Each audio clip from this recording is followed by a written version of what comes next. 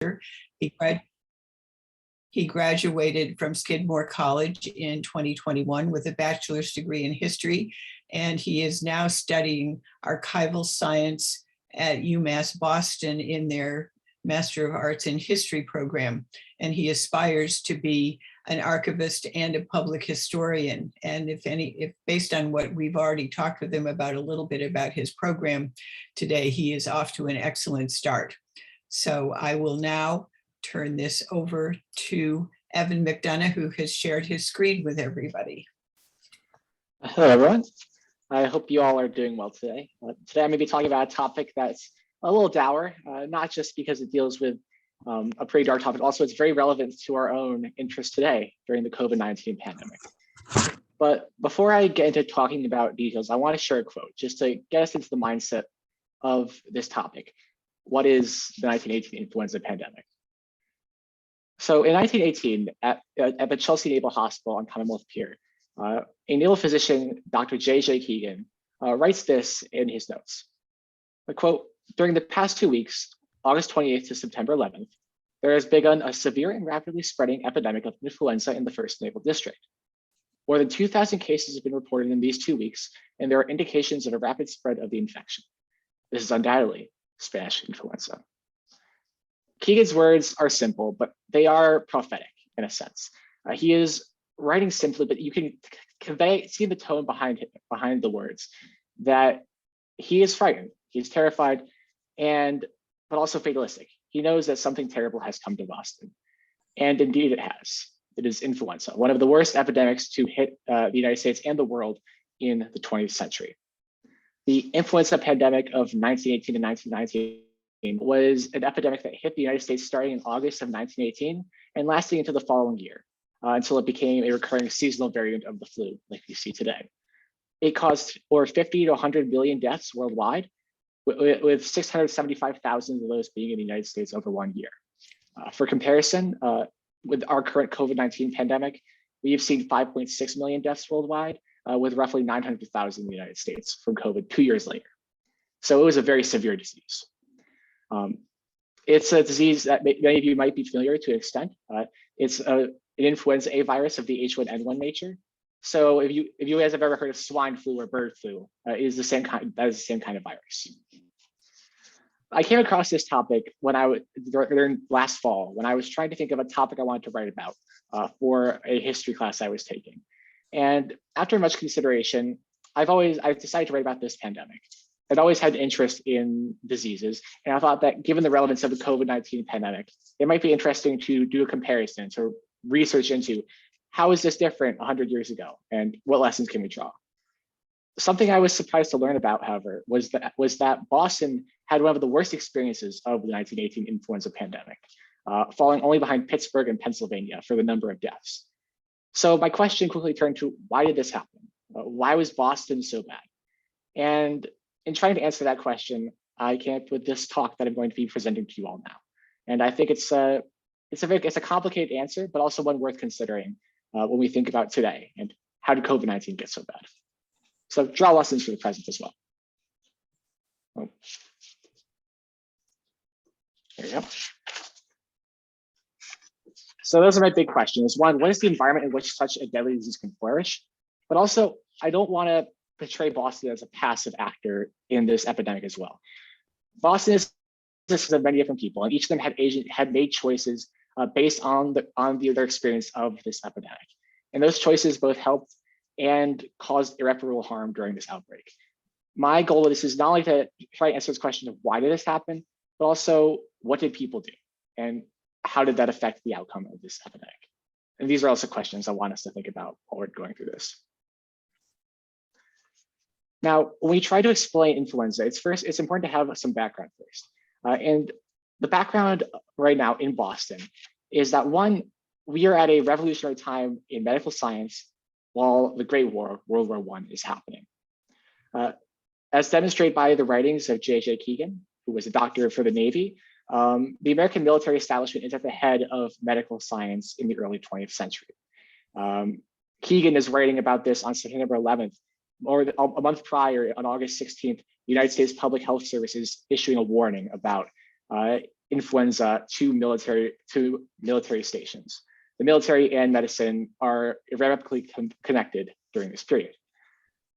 We see that this begins in the late 19th century as the United States engages in acts of imperialism, the 1819 Spanish-American War in Cuba, the construction of the Panama Canal.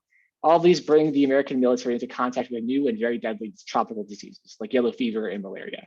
And as a result, the Army begins investing a lot of resources into developing the American Medical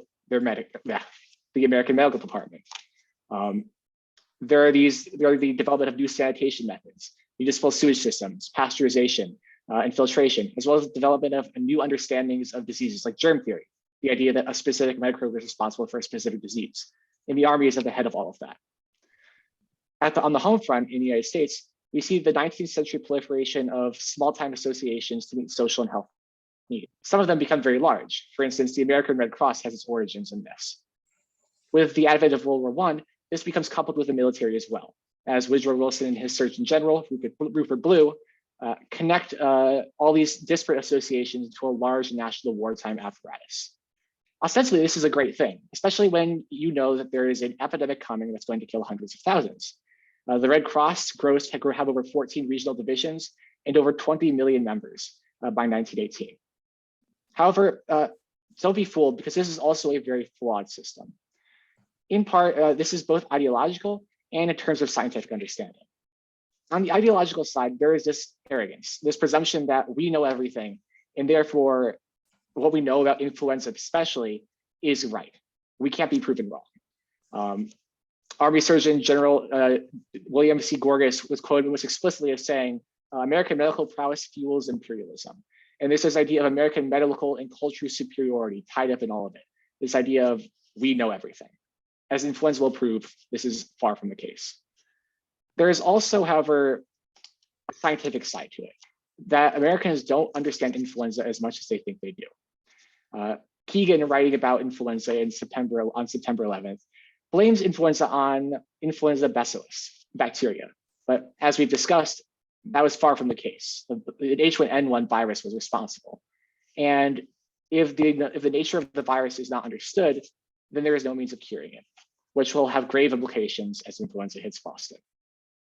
This also leads to World War I itself, which is the most major thing connecting Boston to this larger apparatus. World War I is, in the 1910s, World War I has a major impact. The United States enters the war, and it is sending troops across the oceans, across the Atlantic to Europe to fight. Alongside this comes censorship, and especially as influenza begins to rise in the summer of 1918, often a lot of those censors are censoring out this bad news. You don't want bad news, or else your soldiers might not fight as well. Your people on the home front may not support you as much.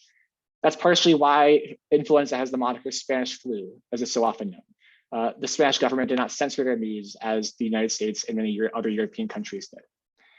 It said, however, Spanish flu is not the only name people had for this disease. The Germans called it Flanders fever and believed that the British had poisoned them. And on our end, as influenza spread, many people would say that the Germans had brought influenza on a U-boat to Boston's harbor. This is important. This is related to all to Boston's importance, especially in regards to World War I. However, this lack of introspection conceals the fact that influenza has its roots in the United States.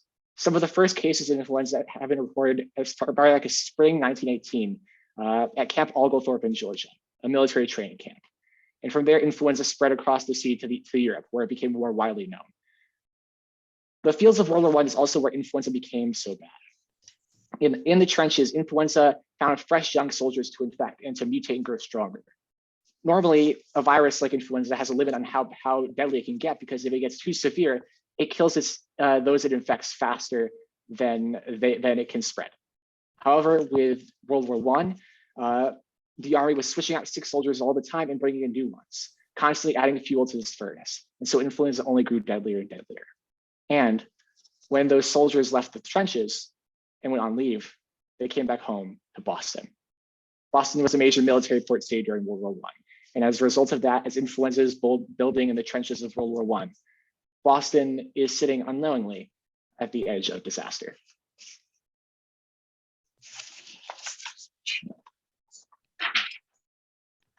Boston has some warning about the upcoming plague. The Public Health Service announces a warning to quarantine stations on August 16th. But as we discussed, there's a sense of arrogance, this idea that we know everything about disease. And influenza had traditionally been considered not a threat. That's why the Public Health Service had said to watch out for it.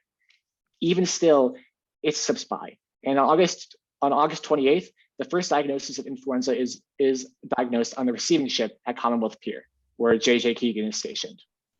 By September 11th, that has exponentially grown into over 2,000 cases. At the same time, at Camp Devens, northwest of the city, cases of influenza are diagnosed. Boston is surrounded on all sides. Now, the wartime system we had talked about, this large national apparatus, was ill-equipped to deal with this, to deal with influenza on the home front, and to respond quickly to this problem. This was especially apparent as the nation was geared towards war, not towards any other need. Camp Devens, for instance, was constructed to house 35,000 soldiers. Over 45,000 were housed there at the time of the outbreak. In addition to that, the camp epidemiologist, Paul Woolley, did not advise Washington, D.C. for several days, despite the growing number of deaths. And in turn, the Surgeon General, Rupert Blue, did not send a division to Camp Devens until September 23rd, weeks after Boston had been severely hit by the outbreak. At Commonwealth Pier, we see that cases explode as well. Tent hospitals for the dying are set up, and the immigration station at Gallup Island is turned into a morgue. J.J. Keegan submits his report to the national authorities on September 11th, but it isn't released until September 28th, 5 days after Boston, days after Boston closes. The information is sent out too little, too late, and this is a recurring theme of the response being far too, and Boston being ill-prepared, at least on the part of the authorities. On September 11th, we see the first cases are publicly recorded in Boston, and influenza quickly ravages the city. The man charged with heading the response, and one who embodies the ethos of this medical system, is William C. Woodward. He was an illustrious graduate of Georgetown University with a medical degree, and he had served as health officer of Washington, D.C. until he decided to move to Boston for a change of pace. He picked a bad year to move. He, like many of others of his time and of this medical convention he embodied, believed that influenza would burn out like all other disease. So inaction was the best course of action. This was the bad case to take, but Bostonians did not take this decision lying down. The largest example of Bostonians taking action and taking their own initiative to confront this existential threat is on the part of the Boston school system. Woodward had advocated for open schools, partially on this belief that influenza would burn itself out, but also because he argued that nurses in the schools would be able to treat students. However, school officials disagreed with that, especially as cases of infection and even death began to rise. On a September 20th address at the Massachusetts State House, Executive Counselor Lewis R. Sullivan would say, quote, "Health authorities agree that there is no disease so contagious as influenza, and the number of deaths that have recently occurred seem to indicate that there are few more dangerous. Last year, the school committee closed the schools in order to save coal, and it seems to me that they should now be closed in order to protect the health of the little pupils that don't know how to protect their own health." Sullivan was not speaking out of nowhere. He noted inadequate ventilation in the rooms, 4 student infections already happening, and the death a day prior of student Anna Bloomfield. This also prompted his colleague, Superintendent Frank V. Thompson, that all cases were reported directly to his office, bypassing the health officer. This is one instance where we see that Bostonians are actively confronting influenza, and even when they are not health experts per se, they are still taking actions against what they see as a clear threat, and not just passively standing by and letting this disease mow them down. They're not the only instance, however. Another place we see where people begin to take action is with the Boston chapter of the American Red Cross.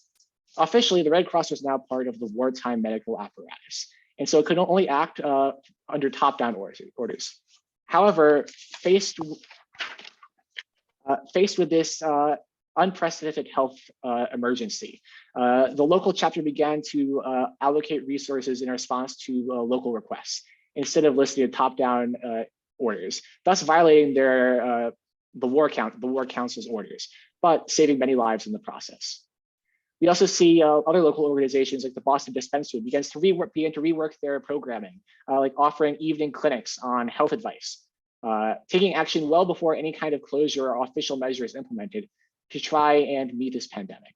People are actively working to counter and meet influenza where it is attacking them.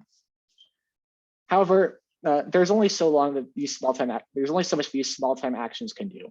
And on Woodward's part, there's only so much you can do before you realize your strategy is not working. By late September, Boston is at a breaking point. The Boston Dispensary reported that necessary home visits on its part increased by a factor of 7. And the Boston Elevated Railway Company, a staple of the city's transit systems, recorded a loss of 733 platform men. The city had lost many, and inaction could no longer cut it. So on September 25th, Boston Mayor Peters appointed the Special Emergency Commission, or the SEC, as I'll be referring to it. It consisted of health officials like Woodward, Public Safety Committee Chairman Victor A. Heath, Consumptive Hospital Superintendent Dr. James J. Minot, School Committee Chairman Judge Michael H. Sullivan, and the Superintendent of the Instructive District Nursing Association, Mary Beard. Collectively, they brought their expertise to acquire critically needed personnel for Boston. The war had taken away many of the people they could use to fight the epidemic, as well as to try and cut off the spread of influenza. This included measures that disrupted the daily way of life very drastically. Schools and places of public gathering were closed until the beginning of October. This order was extended twice until October 19th. Broadsides, giant posters, were papered all over the city, offering common sense health advice and tips for dealing with influenza. There was most notably the discouragement and banning of wakes. People could no longer mourn their dead, though they could visit in private residences. Most importantly, however, because of the nature of influenza and the fact that this was misunderstood, they thought it was influenza bacillus, a bacteria, there was no line of defense found in medicine or cures by doctors. Nurses were the first and only line of defense in trying to alleviate suffering, creating support networks, providing care, and hoping that the body's natural immune response could fight off the plague. The SEC tried to help nurses as best they could. They switched many war outreach programs to spread health advice to soldiers' families. And they also offered public workers who were laid off by the closures the same pay to work as nurses. Now, what did the SEC tell the people of Boston? They told them a lot, but they also told them very little. Most of their advice was preventative, not curative at all, as influenza confounded Americans' sense of mastery over illness. And you can sense, and broadside by the SEC, this confusion, this confoundment that we know everything about disease has been put to rest. There's nothing there that we can do. On broadsides such as these, the SEC would put sound advice such as go to bed, drink plenty of water, and most notably, and perhaps most dourly, if you take these steps, the chief of which is to remain in bed, you will probably not be seriously sick. Now, this was a lie, but all these measures did do is prevent spread. They alleviated suffering. They did not noticeably improve survival. But in lieu of having any definite means of confronting influenza, the SEC in Boston had to find hope in things such as these. Now, of course, not everyone is happy with being told that there's not much you can do besides stay indoors and drink plenty of water, which is when you get quack cures coming in. They would range from folk remedies, such as described by Boston resident Edith Coffin Colby Mahoney, prompt measures with hot lemonade, castor oil, and aspirin, or being pioneered by more reputable folks, such as when Suffolk County Medical Examiner Dr. Timothy Lear would report in the Boston Post, I have a convalescent serum, the new remedy against influenza, as they were blaming influenza on a bacteria when that was not the case. It was not. Of course, when quack cures and fake remedies would fail, the solution many Bostonians fell back on was ignoring the threat and carrying on. Because if you ignore it, then it's not a problem. Many Bostonians, for example, writing in her journal, Edith would say, the day after talking about how she had met with her ill family member Rob, I walked with the children to go visit friends today. Experiences were counted in many similar diaries recording the time of this experience. Many of these same people also fell ill with influenza, and some of them did die. Ignorance did not protect them for very long. There is another aspect of the Boston outbreak and the larger American outbreak that is important to understand, and that is the silences and sort of the disparities in information that we have about who was affected by the outbreak. And this is particularly blatant when it comes to race and gender. Women were very prominent actors during the Boston epidemic. Women were on the front lines as nurses, operating the Red Cross delivery fleet of vehicles to transport other nurses, food, supplies, especially as many men were off fighting in World War I in Europe. We also see, while there is a lot of evidence about women involvement, very little reporting about the experience of Black Bostonians. This is conspicuous, particularly as Boston had a very large and active Black community. The community on Beacon Hill had been active for several decades, and there was a sizable Black population in Boston. Therefore, the lack of data is significant. Not having records is important when looking at influenza, especially as records were not as easily kept. For instance, records of influenza deaths would suggest that the military encampments around and within Boston suffered the highest casualties from influenza. The question is, does this stem from the fact that influenza most greatly affected young people, because the military engaged in better reporting? Based on, however, looking at the broader scope of reporting of influenza deaths in Boston, the silence both of stories of Black Bostonians and noting their existence during this epidemic suggests that that data was not decided where it was being kept. However, it's a story as well. And by looking at context, we could have a probable picture of what's happening in Boston for Black Bostonians at this time. We see that the American medical system that has been built up by this time, the American medical system that has been founded in the military and in like the Spanish-American War and the construction of the Panama Canal, also has its foundation in highly racist hierarchies. We see, especially at this period, the promulgation of eugenics theories, especially to explain why African Americans experience disproportionately high rates of sickness and death compared to their white counterparts. Eugenicists like Frederick L. Hoffman would attribute high mortality rates to genetics and racial difference, stating that it was uncontrollable factors like biology and climate that explained these disparities. However, this is very much a status quo. This is very much a status quo of thinking and evolution of pseudoscientific methods used to justify slavery. And we see here it's an instance to deny that this is a biased healthcare system, when in fact it is. And intellectuals like W.E.B. Du Bois would note that Black Americans, quote, have a much higher rate of death than the whites, and especially in consumption, pneumonia, and infantile diseases because of condition, poor socioeconomic opportunities, discriminatory housing, and education. Many Black communities in the United States took their health into their own hands because of this. Promoting community health through establishing holidays regarding specific issues like consumption or forming associations. As influenza hits, many of these tactics are turned to fighting the epidemic. And there's evidence that suggests that this is what happens in Boston as well.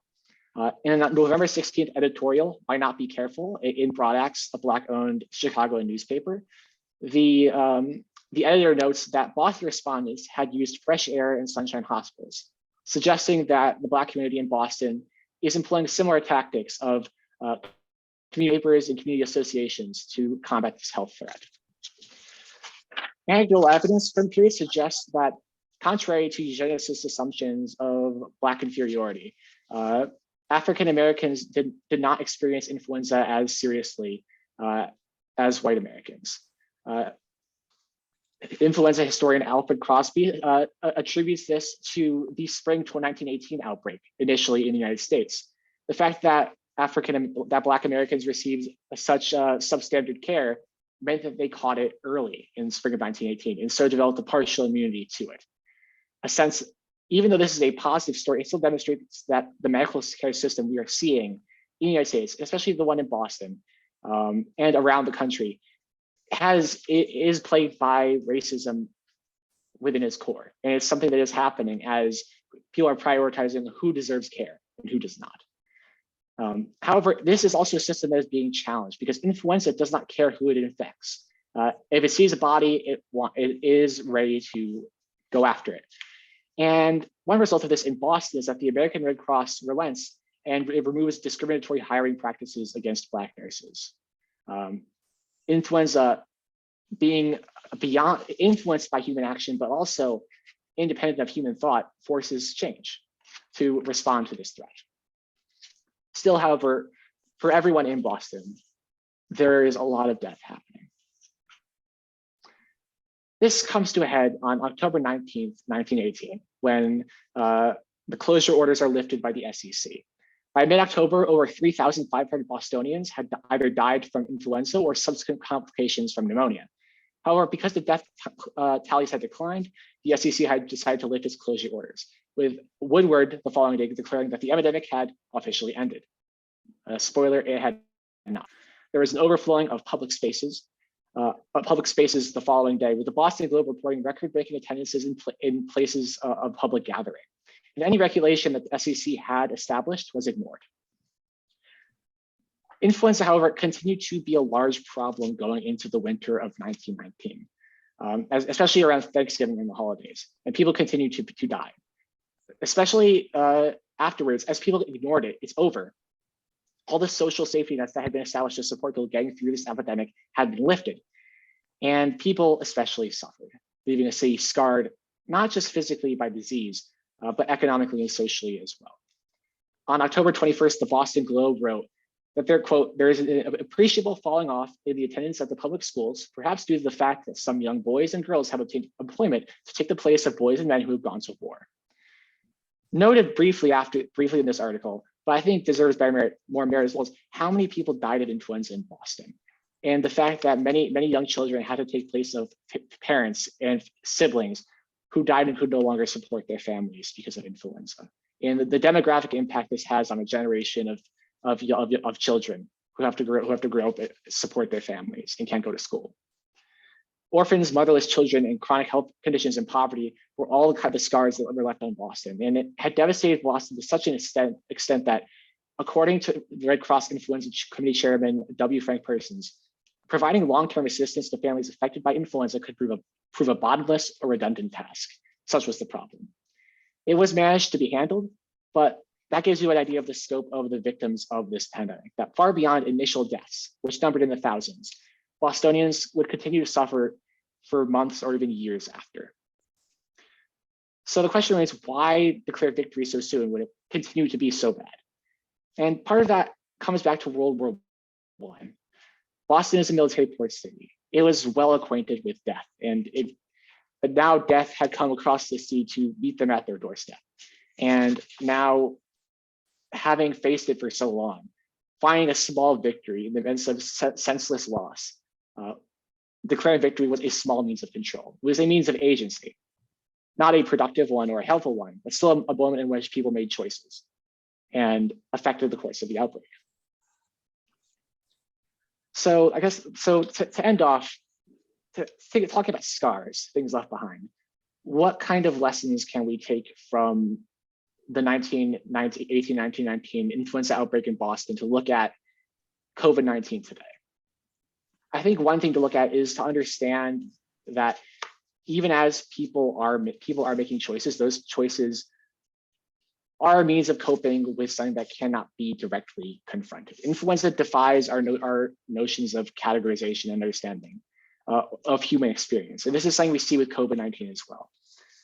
And the fact that if people make choices that help them get through, and if there are not support or social security nets to help people get through a disaster like this, then they cannot completely confront the disease at hand. This is something we see in Boston as people faced with either doing nothing or ignoring it and trying to have a semblance of a life, choose ignorance, even though that ultimately makes the problem worse. It's something they do that they feel like they can do something.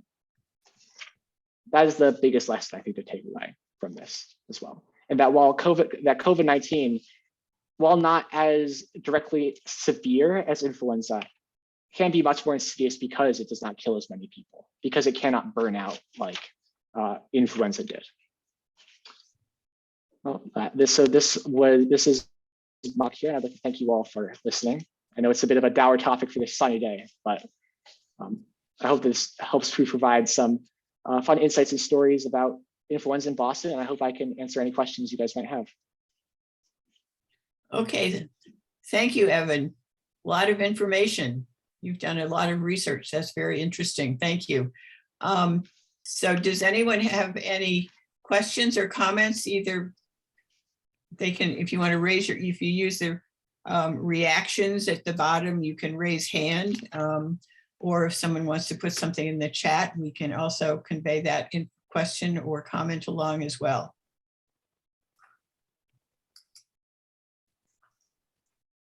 Oh, we have a thumbs up. Thank you.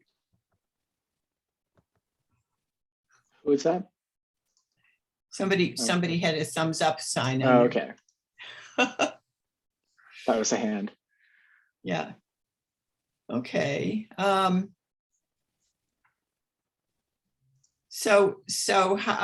did you find, what were your sources? I'm just curious about personally how you found all the information that you did. Certainly. So a big resource I used is the University of, I think the University of Michigan. I think that's it. I can double check.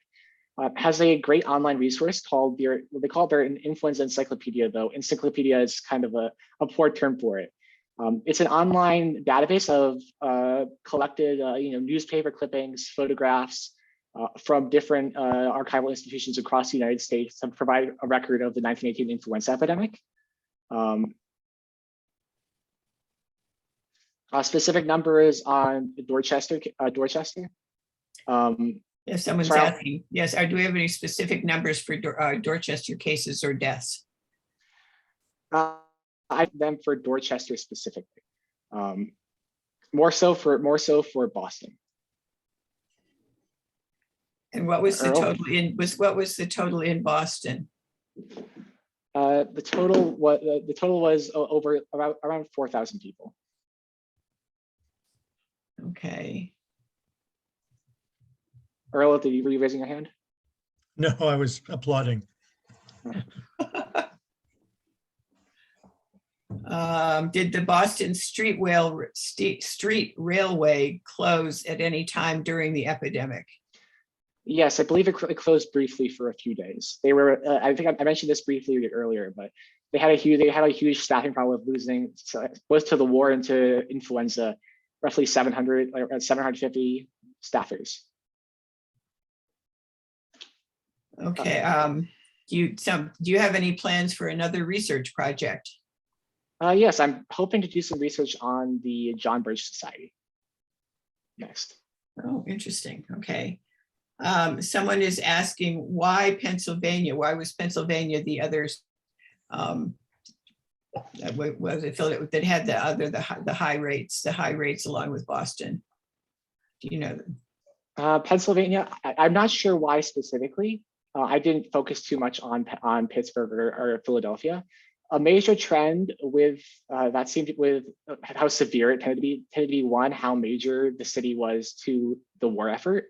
Often the federal government intervened with any severe closures if it was considered important to the war effort. So I think that might be part of it. Okay, someone's asking how much influence did Governor Coolidge have over Boston? I guess the question is, what was the state's role in all of it? The state was one of the first to make a big state plan of action. Before the SEC was formed by Mayor Peters, the day prior, Governor Coolidge had held a big conference, sort of outlining this was a serious threat. And the day after that was when when Mayor Peters announced the formation of the SEC. So he was not directly involved in Boston, but he was one of the first very high level public officials to say something substantive. Mm-hmm. Okay. Anyone else? Okay, well, you covered a lot of territory. Thank you very much. If no one else has any questions, we will wish everyone a good afternoon And we hope we will see you at our next program. Do check out the Historical Society website. We have another program in March. Earl, which one is it? I forget. I'm sorry. I don't have it on my calendar. All right. Well, we have programs every month, at least through May. Check the website and also check the Dorchester Reporter and check for emails and everything else. And we are happy to see you. If you are not a member of the Historical Society, you can always join. Again, dorchesterhistoricalsociety.org is the website where you can find information about upcoming programs, past programs, our houses. You can also learn about getting a house history done. If your house is in Dorchester or Mattapan, that's one of the programs that we also offer. So thank you again, everybody, for coming. One comment here, I was around at the end of the polio epidemic, but lived through the TB epidemic in Dorchester. Yes, epidemics are not only influenza, there have been plenty of others. Oh, yes. So Influenza is definitely the most, the one that people know of, like as like, oh, this is like COVID-19, but we've had plenty since then and now as well. Right. Okay, well, thank you everybody again for coming. Have a wonderful afternoon. Enjoy the sunshine.